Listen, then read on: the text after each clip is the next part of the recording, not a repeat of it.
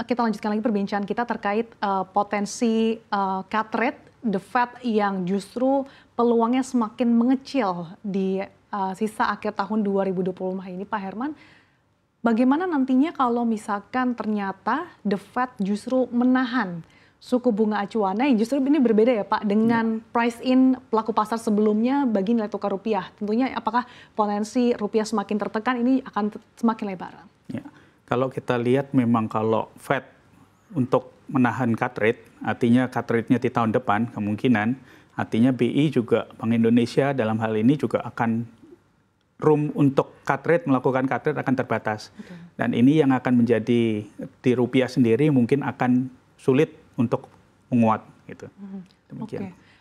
Kalau melihat pergerakan saat ini di 16.700, potensi rupiah semakin dalam pelemahannya ini bisa ke level berapa Pak? Ya, kalau saat ini secara teknikal di 16.800 dan tentu saja setelah itu di 17.000. Oke. Tetapi kalau kita lihat asumsi The Fed mempertahankan bisa 17.000. Ya, kemungkinan ada level di 16.800 itu bisa break. Tetapi kalau kita lihat saat ini memang Bank Indonesia cukup agresif menjaga level di 16.700-an ya. Nah, gitu. Kalau change BI untuk menurunkan suku bunga acuan ini juga semakin kecil, artinya diharapkan ada intervensi lebih lanjut di pasar di NDF ya Pak. Ini bagaimana Anda melihatnya Pak? Ya, kalau kita lihat beberapa instrumen sudah dilakukan oleh Bank Indonesia juga, selain di NDF, kemudian juga menggalakkan dengan local currency transaction, ini cukup bisa membantu, apalagi tekanan terhadap dolar, ini bisa digantikan dengan mata uang yang lain. Ini beberapa alternatif investasi atau untuk nilai tukar yang telah dilakukan oleh Bank Indonesia. Gitu. Lalu bagaimana Pak nanti kalau misalkan Bank Indonesia mempertahankan suku bunga, kemudian kombinasi juga dari eksternal, The Fed mempertahankan suku bunga, ini outlook nilai tukar rupiah dan juga instrumen dalam negeri seperti apa? Ya, kalau kita lihat memang akan ada tekanan, tetapi kita masih cukup optimis untuk dolar rupiah saat ini di 16.500 kita target akhir tahun, karena biasa di akhir Desember ada sedikit penguatan, tetapi ke depan mungkin akan ada sedikit pelemahan, mungkin balik ke level sekitar 16.700-an. Demikian. Oke, kalau dari sisi kebijakan moneter memang tidak ada peluang pemangkasan, tapi kalau dari sisi fiskal seperti apa Pak? Karena kalau misalkan di satu sisi kita juga perhatikan dari segi pertumbuhan ekonomi Indonesia sebetulnya cukup oke ya Pak. Di kisaran 5% dari kuartal 2, kemudian kuartal 3. Kalau dari segi fiskal sendiri seperti apa ini akan mempengaruhi minat ataupun persepsi investor? Ya. Mungkin dari sisi fiskal ini ada beberapa hal yang kita perhatikan. Pertama, penerimaan pajak. Dan memang dengan pemerintahan atau Kementerian Keuangan yang baru, Menteri Keuangan yang baru, ekspektasinya dengan ekonomi growth lebih tinggi, lebih cepat, artinya penerimaan pajak akan lebih tinggi. Tetapi kita sadarin itu memerlukan waktu.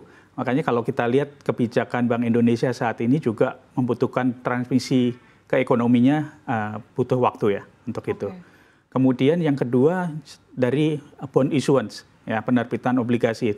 Tentu saja kalau yield-nya terlalu rendah dari offshore mungkin tidak masuk, tetapi mungkin local player yang akan lebih minat untuk masuk ke market karena dari sisi likuiditas mereka cukup berlimpah saat ini.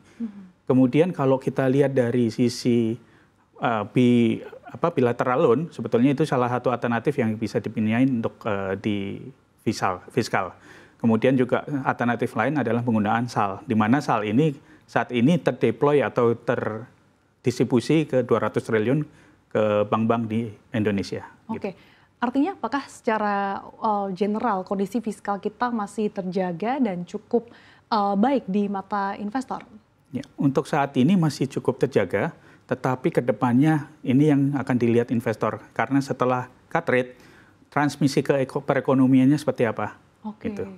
Terkait dengan transmisi keekonomian, tadi kan Anda katakan dengan berbagai beberapa kali Bank Indonesia melakukan cut rate di BI rate, satu sisi juga dari segi fiskal, pemerintah juga melakukan injeksi likuiditas 200 triliun kepada sejumlah bank himbara. Ya. Ini apakah Anda melihat impact-nya sudah cukup terlihat? Untuk saat ini terus terang belum terlalu terlihat, tetapi Bank Indonesia dari sisi moneter sendiri sebetulnya banyak menerbitkan alternatif. Seperti hari ini sebetulnya sudah diterbitkan untuk FRN. Ini menurut saya sangat bagus karena untuk floating rate note ini akan memicu market untuk menerbitkan penggunaan floating rate di market dengan Indonesia saat ini. Kemudian juga selain itu juga dari Bank Indonesia sendiri sudah melakukan untuk corporate bond repo. Artinya ini juga secara likuiditas Bank Indonesia cukup memperhatikan bahwa likuiditas di market bisa dilakukan dengan money market dengan moneter, kebijakan moneter ini. Lalu bagaimana Anda melihat arah aliran dana investor baik ke pasar saham maupun obligasi saat ini? Ya, untuk saat ini memang terbatas. Kalau kita lihat memang ada koreksi dari investor offshore. Kita lihat dari Oktober sampai dengan tanggal 12 minggu lalu, itu sekitar 33 triliun dari offshore keluar. Tetapi dari lokal sendiri banyak pembelian. Artinya kalau kita lihat dari perbankan, kemudian dari asuransi, aset manajemen, pension fund, ini penambahan ada dari mereka ke obligasi. Artinya mereka membutuhkan yield yang lebih tinggi dari sisi itu. Oke, terkait dengan offshore yang masih terus terjadi outflow, Pak, ini sebenarnya faktornya apa sih dan kira-kira sampai kapan aliran dana ini yang masuk kemudian masih rentan untuk keluar lagi, Pak? Ya, kalau kita lihat di bulan November ini sudah cukup berkurang dibandingkan di bulan Oktober. Artinya sebetulnya memang beberapa yang dinantikan oleh offshore. Ya, tadi seperti US.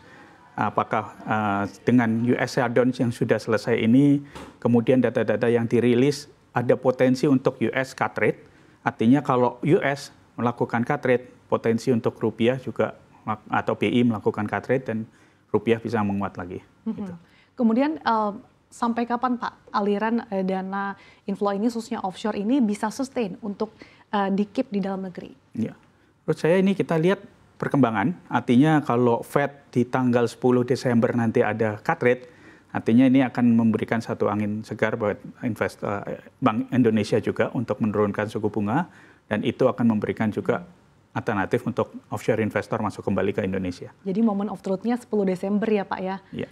Artinya untuk saat ini masih terjadi wait and see di pasar? Ya, untuk saat ini masih wait and see, dan kalau kita lihat menjelang akhir tahun biasanya juga market memang agak slowing down. Jadi kita lihat mereka lebih expect data yang keluar di Desember seperti apa, kemudian mereka mungkin akan antisipasi portfolio baru di Januari. Oke, kalau asumsinya ternyata The Fed betul-betul mempertahankan ataupun tidak ada cut rate kembali hingga akhir tahun 2025, kalau proyeksi dari Anda di 2026, berapa besar sih ataupun berapa kali chance The Fed untuk memangkas suku bunga acuan? Apakah dapat dimulai di kuartal pertama atau seperti apa Pak Herman? Ya. Kalau kita lihat memang di kuartal pertama kemungkinan kalau Desember tidak melakukan cut, artinya di kuartal pertama akan ada cut rate. Itu kemudian kita lihat ada 2 kali cut rate untuk Fed cut rate di tahun depan.